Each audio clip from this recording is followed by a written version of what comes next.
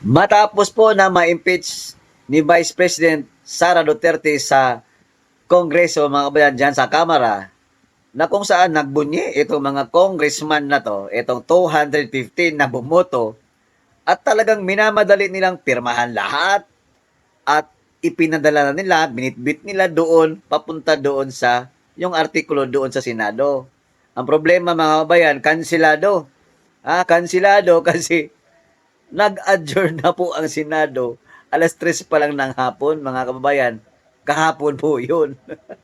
So, noon siya may ang pagbunyi nila. Siguro, yung nakatawa dyan ngayon, baka pagdating ng Junto, kasi sa Junto po mag-resume, baka iba na yung mga katabi nyo dyan. Iba na yung nanalo.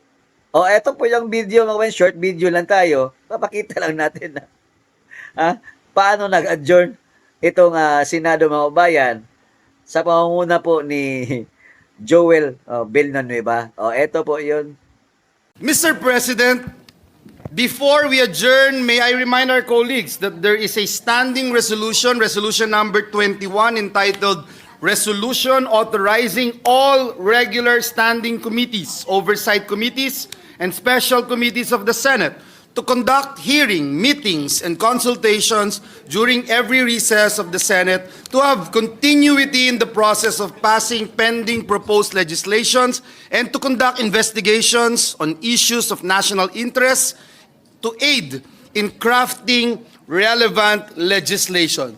At this juncture, Mr. President, I move that we adjourn the session until 3 o'clock in the afternoon of Monday, June 2, 2025. So moved, Mr. President.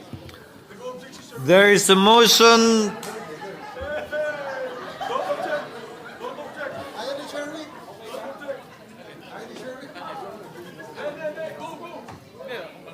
Win. Is there any objection? Anti-climactic yun. There being none, session is adjourned until 3 o'clock in the afternoon of Monday, June 2, 2025. Thank you, Mr. President. Thank you to our staff and Senate employees. Mabuhay ang Senado. Di ano na. Sa kamamadali ninyo, nasaan na ngayon yung ano ninyo, yung impeachment ninyo kay Sara Duterte? Mag-antay na lang kayo sa Junto.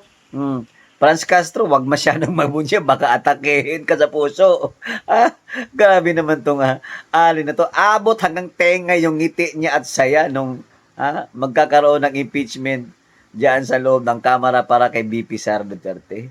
Grabe. Grabe, takot na yan. Nanginginig na yan, Natataranta pa.